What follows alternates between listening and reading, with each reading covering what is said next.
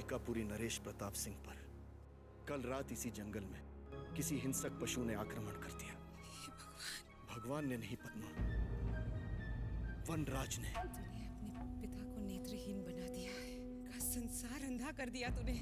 राजन की दृष्टि अब पूरी तरह जा चुकी है। आयुर्वेद में भी अब राजन की दृष्टि को वापस बचाने की कोई भी शक्ति शेष नहीं बची है। क्या अब महाराज की दृष्टि लौटने का कोई उपाय नहीं है? उपाय है। क्या? चंद्रमुखी, उसके महल के बाग में बहुत सुंदर फूल खिलता है। यदि कोई वो फूल जाके राजकुमारी चंद्रमुखी के राज्य से ले आए, उस फूल के स्पर्श से महाराज के नेत्रों की ज्योति वापस आ सकती है। तुम दोनों जिस तरह के राजकुमार की कल्पना कर रही हो, हमारे मन का राजकुमार बिल्कुल वैसा नहीं है। ना तो वो किसी देश के महाराज का पुत्र होगा और ना ही उसके पास धन दौलत होगी। मेरा बस चलता तो मैं अपनी आंखें निकालकर पिताश्री को दे देता। यात्रा पर जाने से मुझे क्या हासिल होगा? एक फूल जो तुम्हारे पिता की दृष्टि को वापस लौटा सकता है। एक जादुई फूल है। अगर मैं उसे पाने में सफल हो गया तो उसके स्पर्श से पिताश्री के नेत्रों की ज्योति वापस आ सकती है। हमने फैसला किया है कि हम चंद्रमुखी के राज्य में जाकर वो फूल लाएंगे जिससे पिताश्री की दृष्टि वापस आ जाए। मैं नहीं चाहती कि तुम मृत्यु के मुख में जाओ। मैं तो सिर्फ जानने के लिए कह रही थी कि तुम इस रास्ते से जाना ही क्यों चाहते। क्या तुम जानते नहीं, ये रास्ता उस डगर पर जाता है जहां से आज तक योद्धा महायोद्धा और राजा महाराजा तक जीवित नहीं लौटे। तो फिर तुम्हारी औकात क्या है? अपने जीवा को लगाम दे नादान युवती। शायद तुझे ये ज्ञात नहीं तो किनसे बात कर रही है। ये अलकापुरी राज्य के इकलौते युवराज हैं, राजकुमार भानु प्रताप सिंह। समझी? क्षमा करना युवराज,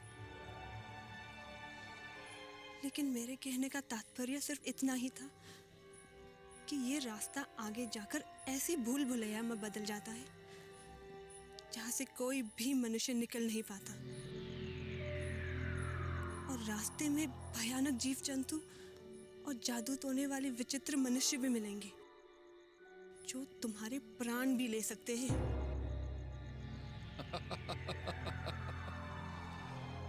तुम्हारी अल्प बुद्धि पर मुझे दया आ रही है युवती। इस सारी दुनिया में युवराज भानु प्रताप से बलशाली और कोई नहीं। आज तक जितने भी योद्धा पैदा हुए हैं उनमें से कोई भी मुझ जैसे इकलौते महायोद्धा से दो हाथ नहीं लड़ सकता। अरे वाह, आप तो शूरवीर हैं। आपको पहचानने में जरा देर कर दी, क्षमा करें, लेकिन इतना जान ले कि इस रास्ते का अंत रूपनगर राज्य की सीमा पर जाकर समाप्त होता है, और रूपनगर की राजकुमारी है ब्रह्मांड सुंदरी चंद्रमुखी। क्या आप चंद्रमुखी से मिलने जा रहे हैं? हाँ, हम चंद्रमुखी से मिलने जा रहे हैं। चलो।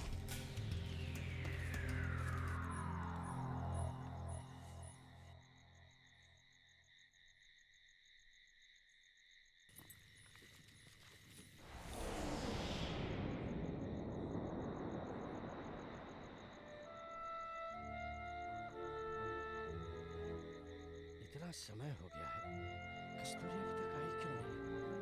कहाँ चली गई?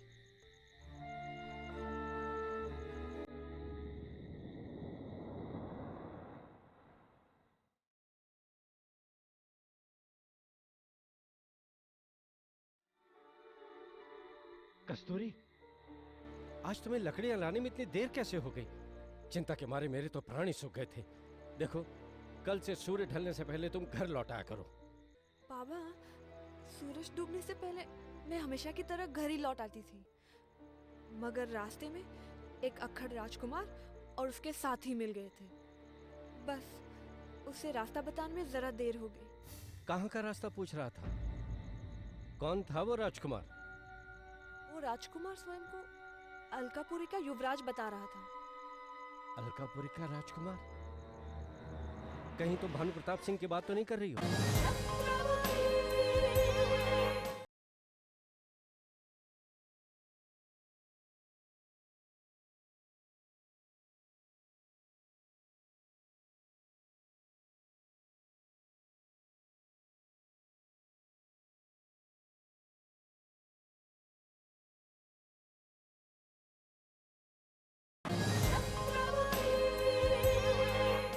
हाँ बाबा, उन्होंने अपना नाम राजकुमार भानु प्रताप सिंह ही बताया था और वो चंद्रमुखी के राज्य के रास्ता पूछ रहे थे। अच्छा, तो इसका तात्पर्य ये हुआ कि भानु प्रताप सिंह भी चंद्रमुखी का फूल पाने का सपना देख रहा है। उसने तुमसे चंद्रमुखी के विषय में कुछ बातचीत तो नहीं की? नहीं बाबा, जैसे मैंने उसे रास्ता बताया तो वह एक पल के लिए भी नहीं ठहरा और अपने सैनिकों के साथ रूपनगर की तरफ चला गया। हे ईश्वर, भानु प्रताप सिंह से वनराज की रक्षा करना, वो कहीं उसे हानि न पहुंचाने पाए। बाबा,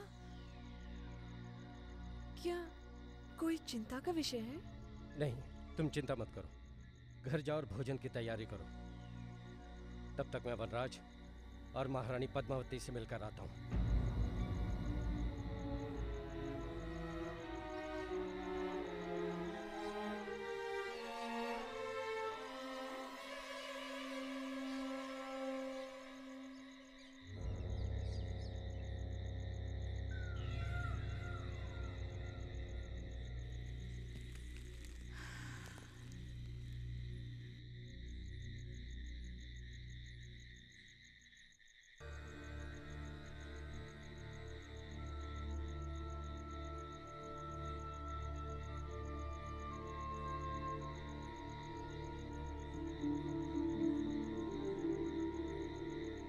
माँ, तुम्हारा स्वास्थ्य तो ठीक है? मेरा स्वास्थ्य ठीक है।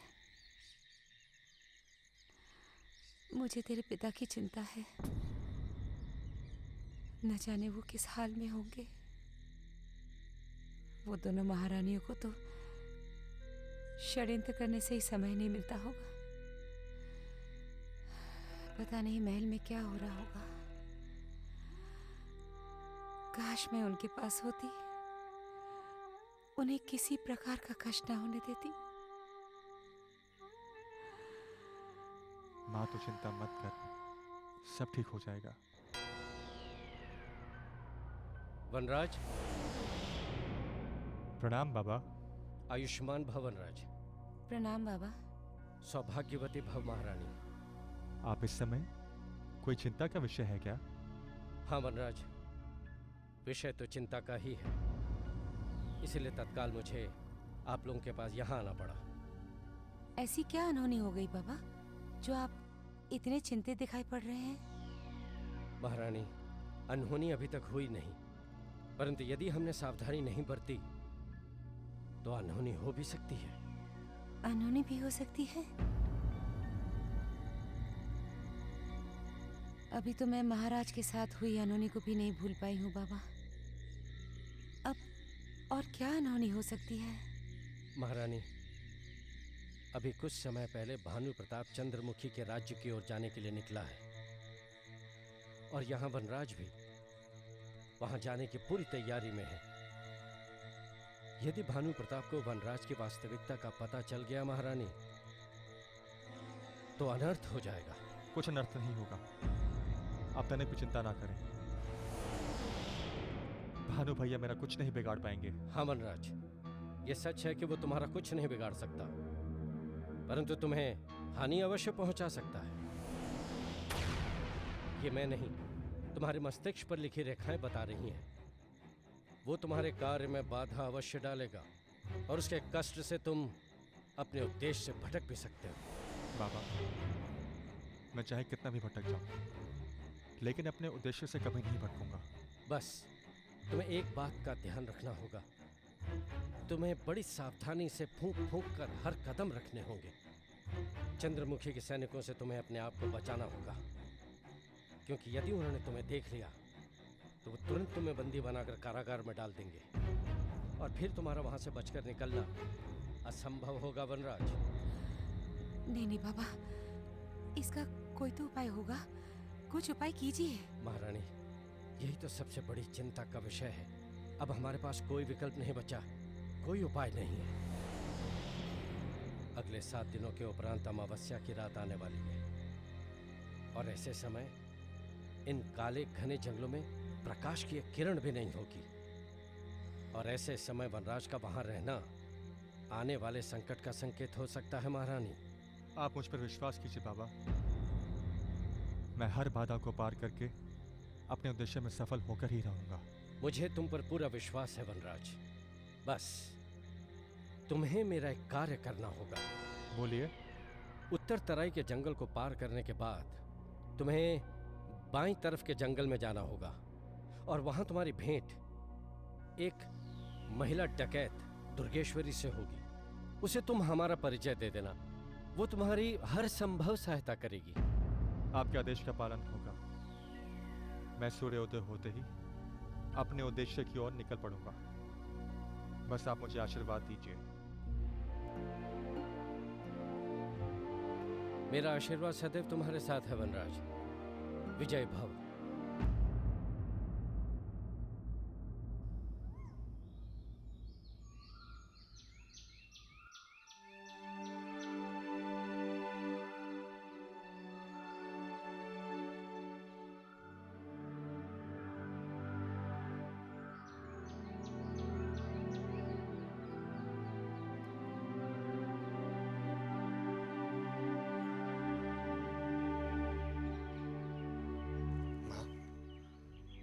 मुझे आज्ञा दे और आशीर्वाद दे, मैं अपने लक्ष्य में सफल रहूं।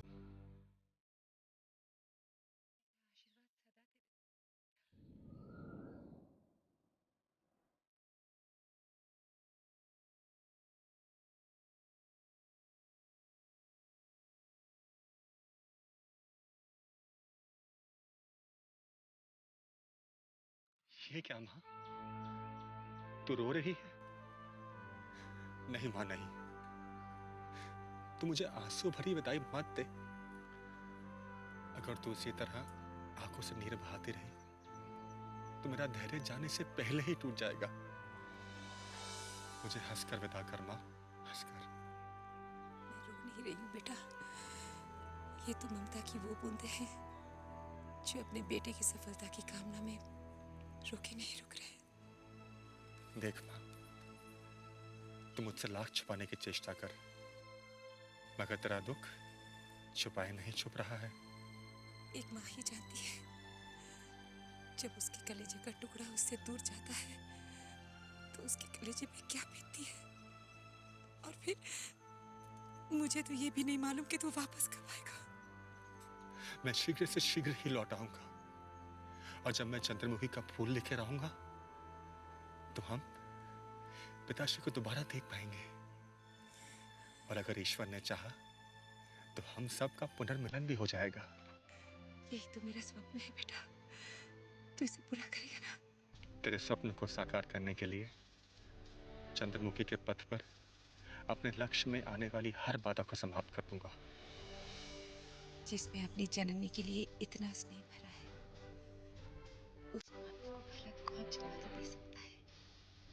चल पुत्र चल, ईश्वर तुझे अपने लक्ष्य में सफल करे। बस एक बात याद रखना, उस काली अमावस की रात को एक क्षण के लिए भी अग्नि देवता से अलग नहीं होना।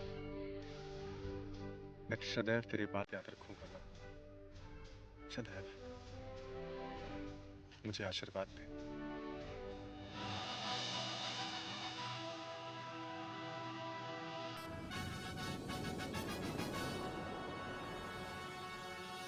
चलता हूँ।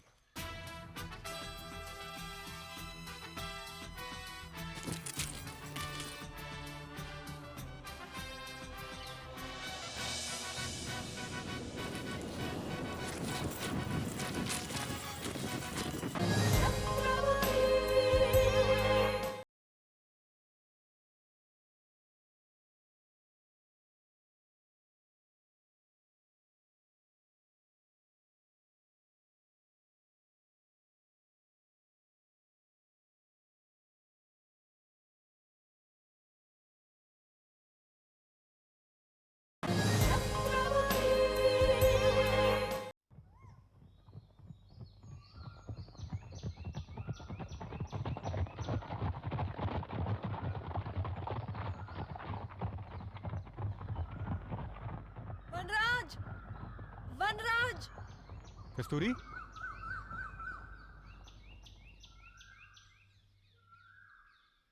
तुम यहाँ? हाँ वनराज, अच्छा हुआ तुमसे मिलना हो गया। अगर तुम मुझे मिले बगैर चले जाते तो मुझे पछतावा सा होता। पछतावा? मगर किस बात का? विदाई के समय अगर कोई अपना बगैर विदा करे चले जाए तो क्या पछतावा नहीं होगा? ओह, तो तुम मुझे अपना समझती हो? तो क्या पराया समझूं? तुम तो हमारे राज्य के राजकुमार हो, तो क्या अपने नहीं हुए?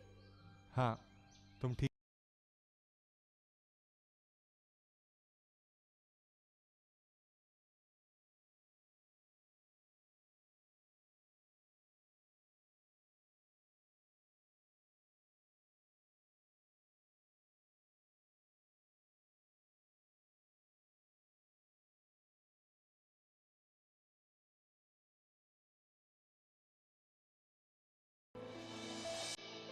बस अमावस की रात को सावधान रहना और बाबा ने जो कुछ भी समझाया है उनका सदा अनुसरण करना। बाबा कल रात पूरी रात तुम्हारी चिंता में करवटें बदलते रहे। मैंने बाबा की सारी बातें गांठ बांध कर रख ली हैं। तुम बिल्कुल चिंता मत करना। मैंने माँ को भी वचन दिया है कि काली अमावस की रात को मैं अग्नि का साथ एक पल के लिए भी नहीं छोड़ूंगा। वनराज, तुम्हारे मुंह से ये सुनकर मेरे और बाबा की चिंता तो दूर ही हो गई। हाँ, ये लो युवराज, इसे सदा अपने पास ही रखना। मैंने तुम्हारी रक्षा और सफलता के लिए भगवान से प्रार्थना की थी। ये क्या है? प्रश्न मत पूछो वनराज, बस इसे सदा अपने पास ही रखना। और हाँ, मैंने भानु प्रताप को इसी रास्ते से जाते हुए देखा। भानु भैया? हाँ, शायद चंद्रमुखी के फूल को प्राप्त करने के लिए वो इसी रास्ते से जाए। ये तो बहुत खुशी की बात है। अगर भानु भैया को वो फूल प्राप्त होता है तो मैं बहुत प्रसन्न होऊंगा। आखिर वो फूल मेरे ही पिताश्री के लिए तो है। युवराज, तुम वीर अवश्य हो, मगर भोले भी बहुत हो। क्यों? इसलिए कि तुम अपने समान भानु प्रताप को सच्चा सीधा समझते हो, लेकिन अंदर से वो बहुत ही शातिर है। भानु प्रताप को एक बार देखकर ही मुझे पता चल गया कि वो कितना धूर्त और कुटिल मनुष्य है।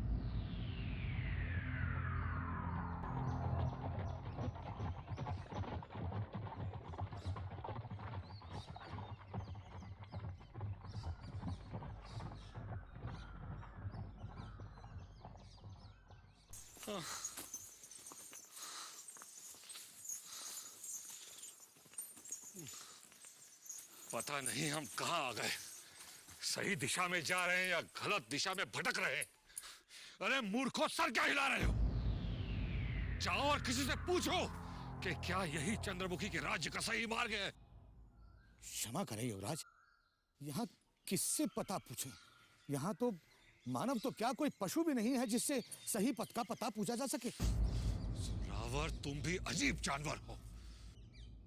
अगर हमें सही मार्ग का पता नहीं चला तो हम यहीं भटकते रहेंगे। भूल गए पंडित रुद्रनाथ ने क्या कहा था कि रूपनगर के मार्ग में बहुत भूल भुलैया।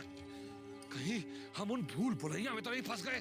आप नाहक शक पाल रहे हैं युवराज। हम सही पथ पर हैं। ये देखिए, हम सही पथ पर हैं। ये देखिए पथ प्रदक्षक पुस्तिका, इसमें रूपनगर के राज्य की सीमा में प्रवेश करने की जो रेखाएं बनी हैं, उन्हीं दिशाओं पर तो हम हैं। हमें तुम्हारी चतुराई पर पूरा विश्वास है जोरावर, पर हमें ये बताओ कि अब तक हम कहाँ पहुंचे? युवराज, अभी हम अपने राज्य की सीमाओं से अधिक दूर नहीं आए हैं, किंतु रूपनगर राज्य तो बहुत दूर है। ये देखिए। हम समझे थे कि हम कोसों दूर आ गए और अलकापुरी तो बहुत पीछे रह गए, लेकिन अभी तो रूपनगर बहुत दूर है। अगर हम इतना थक गए हैं तो हमारे घोड़ों का क्या हाल होगा? हाँ युवराज, यदि हम सांझ ढलने से पहले उत्तर तराई की पहाड़ियों तक पहुंच जाएं तो वो जगह बहुत सुरक्षित है। पशु पक्षी ना जानवर जिससे हमें जान का खतरा हो। हम वहीं पर पड़ाव डालेंगे और विश्राम करेंगे। विश्राम हराम है। और भानु प्रताप के होते हुए तुम्हें तुम्हें किसी भी खतरे से घबराने की कोई आवश्यकता नहीं, क्योंकि स्वयं भानु प्रताप इस सारे संसार के लिए एक बहुत बड़ा खतरा है। जी अन्नदाता, मैं भूल गया था, क्षमा करें। क्षमा किया, और भविष्य में हमें और हमारी अभेद शक्ति को कायरता भरी बातें कहकर चुनौती मत देना, वरना हम तुम्हें उप सेनापति से दोबारा सैनिक बना देंगे। क्षमा करें युवराज, क्षमा करें। पंडित रुद्रनाथ जी ने कहा था कि ये पथ जादू टोने और मायावी शक्तियों से भरा पड़ा है, इसलिए मेरी वाणी कुछ अधिक निकल गई। ठीक है, अब अपनी वाणी बंद करो और जाओ, जाके ढूंढो। यहाँ अवश्य कोई ना कोई वनवासी होगा जो हमें रूपनगर का सही मार्ग दिखा सके। जो आ गया युवराज। युवराज, वनवासी! तुम मुझे क्या दिखा रहे हो मूर्ख? जाओ, उसे बुलाओ। ए वनवासी!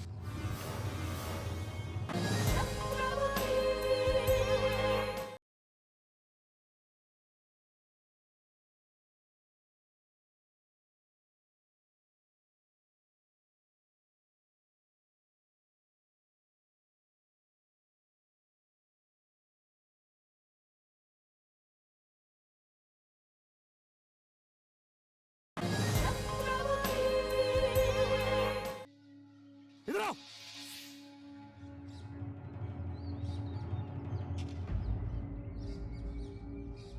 ए वृद्ध, क्या तुम इसी वन के वासी हो? जी, आप कहाँ के वनवासी हैं? ए मूर्ख! क्या तेरे नेत्र फूट गए हैं? जो तू अलकापुरी राज्य के राजकुमार भानु प्रताप सिंह को वनवासी कहता है, मैं तेरी जीवा काट लूंगा। क्षमा करें महाराज, हम जंगली जाति के लोगों को क्या पहचान राजाओं महाराजाओं की। खैर, आप फल खाएंगे या पानी पीकर अपनी तृष्णा बुझाएंगे? खाने और पीने की हमें कोई कमी नहीं मूर्ख वनवासी। हमें तो केवल इतना बताओ कि क्या ये मार्ग रूपनगर की ओर जाता है? नहीं अन्नदाता, अब गलत रास्ते की ओर भ्रमण कर रहे हैं। यहाँ से पीछे 2 कोस दूरी पर बाईं ओर जो रास्ता जाता है वो चंद्रमुखी के महल की ओर जाता है। जोरावर सिंह, लगता है कि तुम्हारे सैनिक बनने के दिन करीब आ रहे हैं। जाओ आवेश!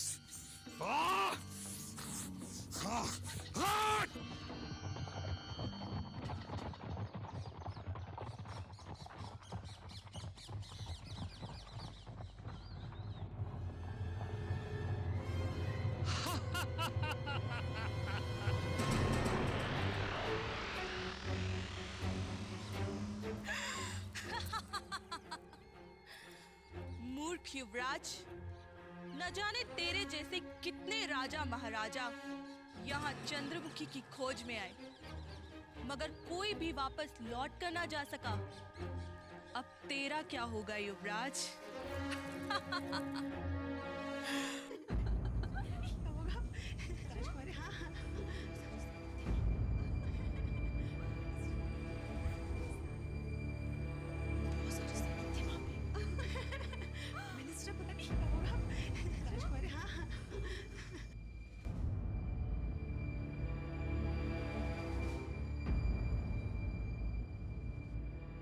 राजकुमारी को नागराज का शत शत प्रणाम।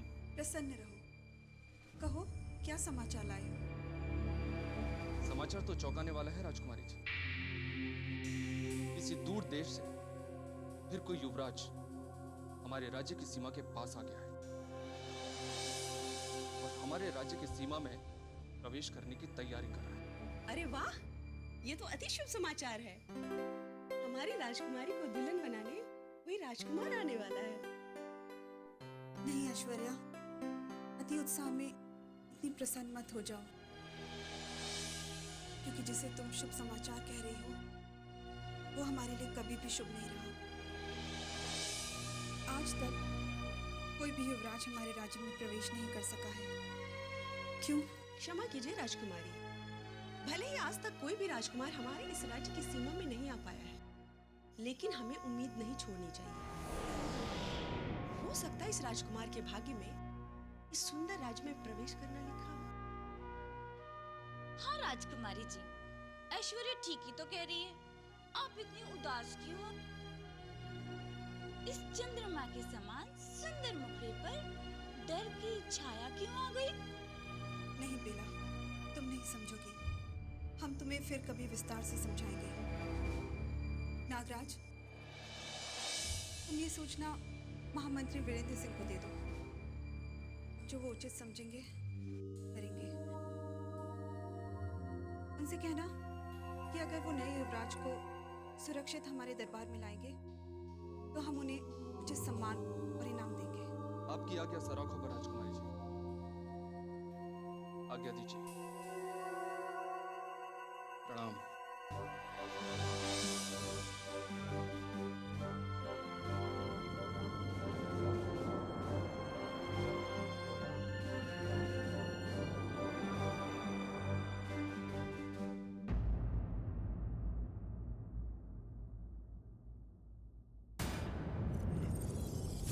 महामंत्री जी सदा अमर रहें।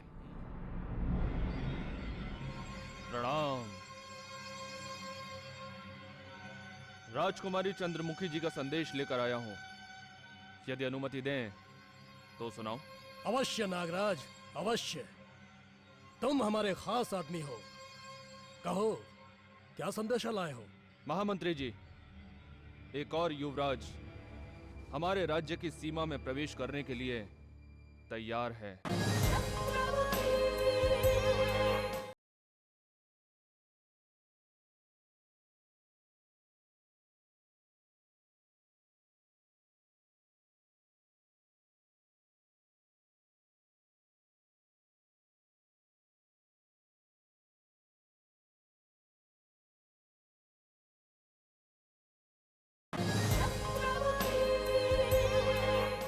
एक और युवराज? बहुत बुरा संदेश लाए हो। खैर, आगे कहो, क्या कहना चाहते हो? राजकुमारी जी ने आपके लिए संदेश भिजवाया है कि यदि आप तुरंत उस युवराज को सुरक्षित लेकर उनके पास तक गए तो वो आपसे प्रसन्न होकर आपको सम्मान के साथ साथ जागीर भी देंगी। अच्छा, तो राजकुमारी चंद्रमुखी अभी तक इस अंदेशे में है कि किसी दूसरे राज्य का राजकुमार आके उन्हें वरमाला पहनाएगा।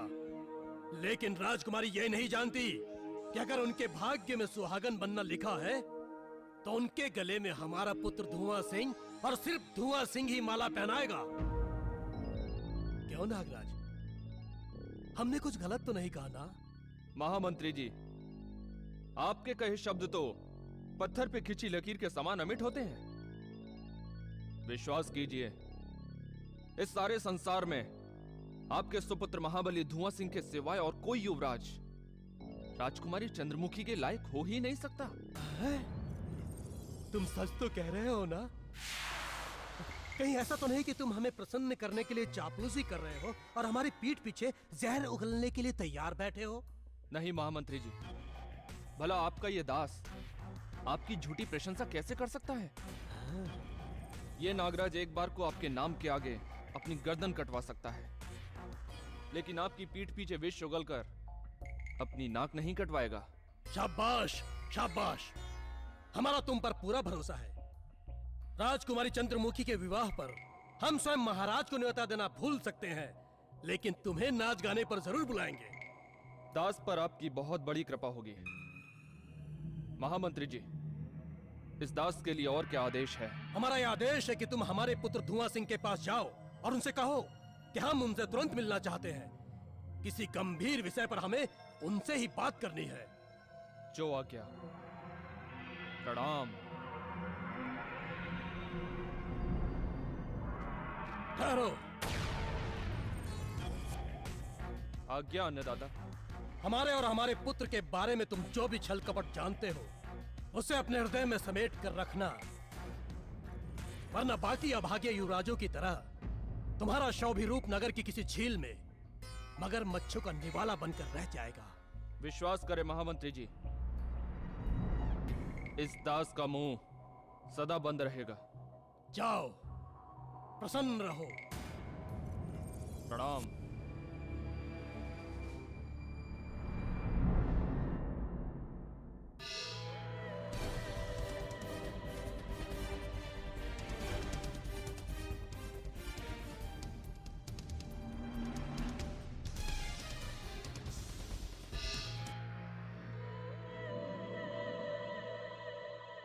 धुआं धुआं। प्रणाम पिताश्री। सदा प्रसन्न रहो पुत्र। पिताश्री, आज आप चिंतित दिखाई दे रहे हैं, क्या बात है? हाँ पुत्र, अब अगर तुमने राजकुमारी चंद्रमुखी को अपने साथ विवाह करने के लिए राजी नहीं किया तो बहुत देर हो जाएगी। अगर कोई दूसरा युवराज रूपनगर में प्रवेश कर गया तो हाथ मलते रह जाओगे। नहीं पिताश्री नहीं, रूपनगर राज्य में आग लग जाएगी जिस दिन आपकी वाणी सत्य होते हुए दिखाई देगी, और उस आग में विनाश के सिवा कुछ नहीं बचेगा, कुछ नहीं। कदाचित ऐसा ना हो, लेकिन पुत्र तुरंत एकांत में जाकर तुम्हें राजकुमारी को मनाने और रिझाने का कार्य कर लेना चाहिए। पिताश्री, मैं एकांत की खोज में तो हूँ, परंतु क्या करूँ? चारों प्रहर राजकुमारी की वो दो डायन सखियां उसे घेरे रहती है, बताइए क्या करूँ? तुम्हें एकांत का अवसर प्राप्त करना ही होगा पुत्र। क्या तुम जानते नहीं हो, महाराज ने अपनी सुपुत्री के हाथ पीले करने के लिए नगर के बाहर ढिंडोरा पिटवा दिया है। अगर कोई भी योद्धा या युवराज राजकुमारी के साथ विवाह करना चाहता है तो वो अपने राज्य रूपनगर में आमंत्रित है। अब तो पहले से ज्यादा युवराज अपने राज्य की तरफ कूच करेंगे, तब क्या होगा? किस किस का वध करेंगे हम?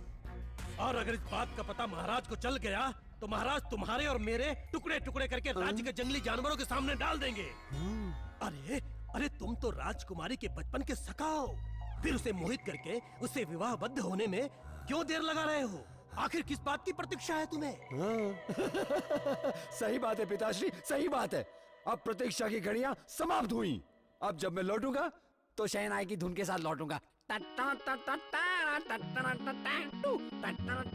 चंगो मंगो, चलो पीछे आओ, पीछे।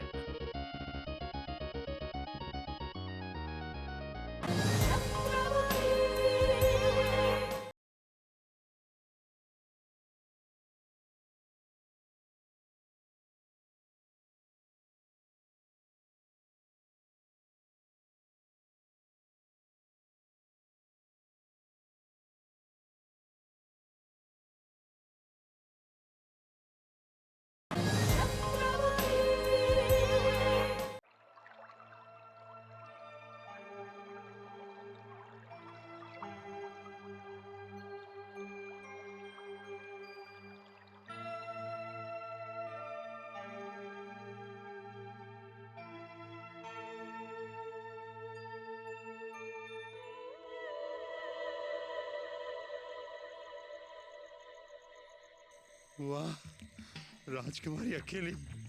आज तो मैं अपने मन की बात कह देता हूँ। कदाचित भाग्य ने साथ दिया तो हमारा प्रणय निवेदन राजकुमारी स्वीकार कर लेगी। हाँ सरकार, इससे अच्छा मौका आपको नहीं मिलेगा। आप आगे बढ़िए, हम आपके साथ हैं। हाँ हाँ, धुआं धुआं, खेलो प्यार का जुआ। तुम लोग यही ठहरो, मैं आता हूँ।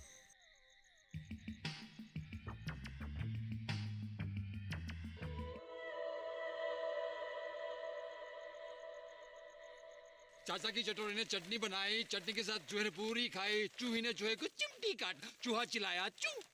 तुम भी चिल्लाओ चू, चिल्लाओ ना चू चू। अरे दुल्लू, आओ आओ, कैसे आना हुआ? बताता हूँ, अगर आपकी आज्ञा हो तो मैं वहाँ बैठ जाऊँ? हाँ हाँ, क्यों नहीं, आओ बैठो।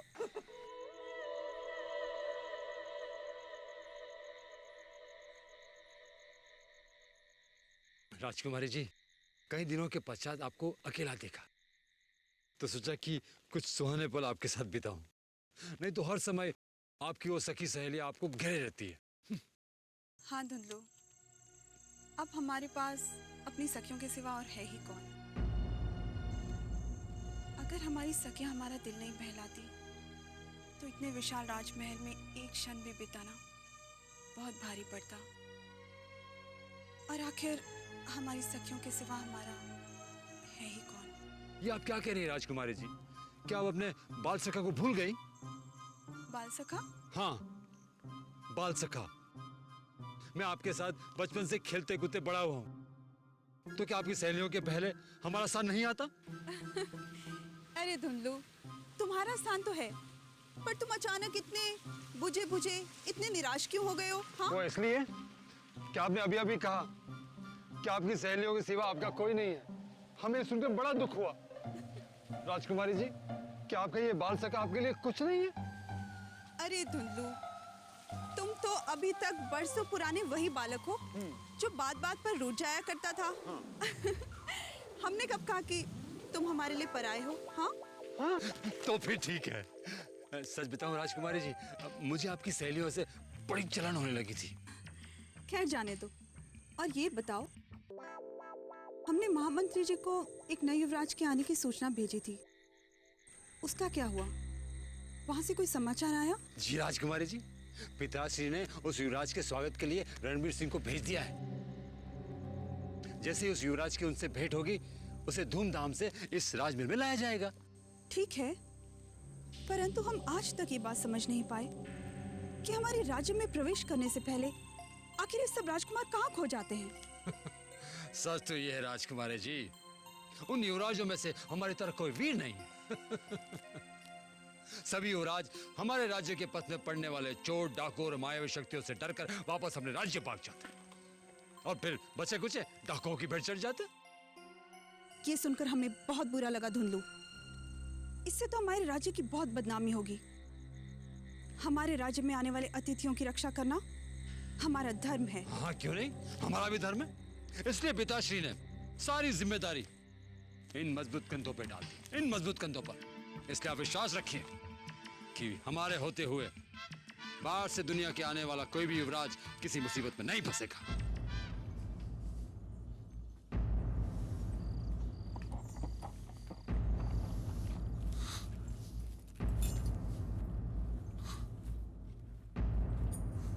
ये क्या युवराज, यहाँ तो पथ ही समाप्त है। मूर्ख जोरावर, हम अंधे नहीं हैं, हमें भी दिखाई देता है। पर अब घोड़ों को आगे ले जाने के लिए कोई ना कोई मार्ग तो ढूंढना ही पड़ेगा। चलो तुम लोग यहीं ठहरो, हम लोग आते।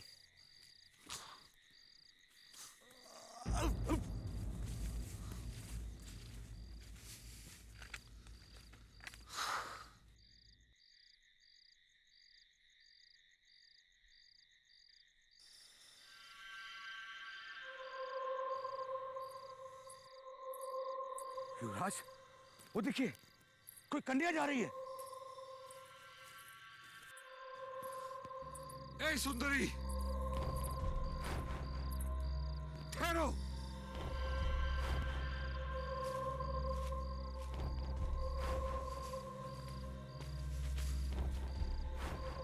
सुंदरी, अवश्य तुम एक वनवासन ही हो। हाँ, आप कौन? सुंदरी, तुम शायद इन्हें नहीं जानती, अन्यथा ऐसी बातें नहीं करती। ये अलकापुरी राज्य के इकलौते राजकुमार हैं, युवराज भानु प्रताप सिंह। ये तो सूरत से ही लगते हैं, पर आप इन भयानक वनों में क्यों भटक रहे हैं? हम रास्ता भटक गए हैं सुंदरी। क्या ये मार्ग चंद्रमुखी के राज्य की ओर जाता है? ना युवराज, ये रास्ता तो चंद्रमुखी के राज्य से उल्टी दिशा में जाता है। उल्टी दिशा में? हाँ, उल्टी दिशा में।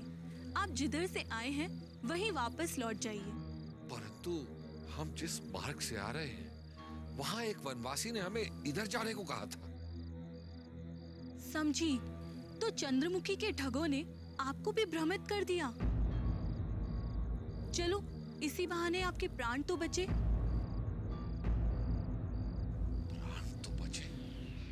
चंद्रमुखी के ठग? हम कुछ समझे नहीं। अन्नदाता, राजकुमारी चंद्रमुखी जितनी सुंदर है, उतनी ही क्रूर भी है। वो बाहर की दुनिया की किसी भी मानव को अपने राज्य में प्रवेश नहीं करने देती, और जो कोई भूला भटका वहां तक पहुंच भी जाता है तो वो उसे समाप्त करवा देती है। और उसकी सीमा तक ना पहुंचने के लिए चंद्रमुखी के सिपाही किसी भी वेश में आकर जंगल में भटके हुए पथिकों को पथभ्रष्ट कर देते हैं, जैसे किसी वनवासी ने आपके साथ किया। सुंदरी, तुम्हारे मुख से सच्चाई छलक रही है। अब हम किसी वनवासी पर विश्वास नहीं करेंगे, और यदि कोई वनवासी हमें गलत मार्ग दिखाएगा तो हम उसका सर धड़ से अलग कर देंगे। और यदि तुम सही साबित नहीं हुई तो मेरी ये कटार तुम्हारी गर्दन का लहू पे जाएगी। अगर मैं सही साबित ना हूँ तो अपनी इस कटारी की प्यास मेरे लहू से बुझा लेना। ठीक है सुंदरी, हमें तुम पर विश्वास है। चलो।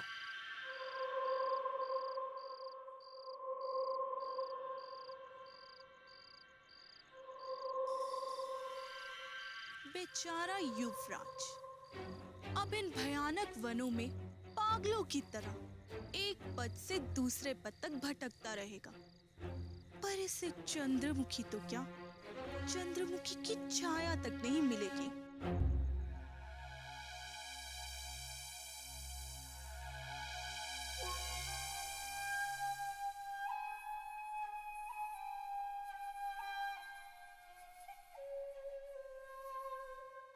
मंत्रीवर रणवीर सिंह की जय हो। प्रणाम। क्या गुप्त समाचार लाए हो नागराज? मंत्रीवर, मैं आपसे मिलने के लिए और गुप्त सूचना देने के लिए कल रात से व्याकुल था। और वो गुप्त सूचना ये है कि रूपनगर राज्य में एक और युवराज प्रवेश करने की तैयारी में है। क्या? यानी हमारे लिए एक और नई परेशानी? परेशानी? मंत्रीवर, आपको क्या परेशानी हो सकती है?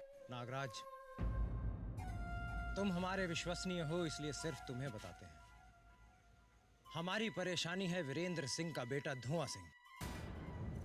वो राजकुमारी चंद्रमुखी के साथ विवाह करने के स्वप्न देख रहा है, जबकि राजकुमारी सिर्फ हमारी महारानी बनेगी। बन जाएंगी मंत्रीवर, अवश्य बन जाएंगी। भला आपके सिवा इस रूपनगर राज्य में ऐसा कौन महाबली होगा जो राजकुमारी का वरण कर सके? मेरा ये उत्तर सुनकर आपके माथे से चिंता की रेखाएं स्वयं ही मिट जानी चाहिए मंत्रीवर।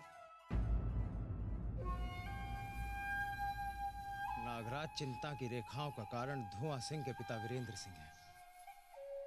महामंत्री वीरेंद्र सिंह का सचिव होने के कारण हम उनके सारे छल कपट जानते हैं, और इसीलिए हमें डर है कि अपने पुत्र का स्वप्न पूरा करने के लिए कहीं महामंत्री राज्य में बगावत न करवा दे। बगावत? मंत्रीवर, यदि ये बगावत हो गई तो आपके लिए बहुत अच्छा होगा, क्योंकि इस बगावत का लाभ उठाकर आप जबरन राजकुमारी को अपनी महारानी बना सकते हैं। वो तो ठीक है नागराज, लेकिन हमें राजकुमारी चंद्रमुखी के साथ साथ रूपनगर पर भी अपना अधिकार चाहिए, और इसके लिए हमारे रास्ते पे आने वाली हर मुसीबत को हम ठोकर मार देंगे। अब चाहे वो धुआं सिंह हो या फिर दूर देश से आया हुआ वो युवराज। ये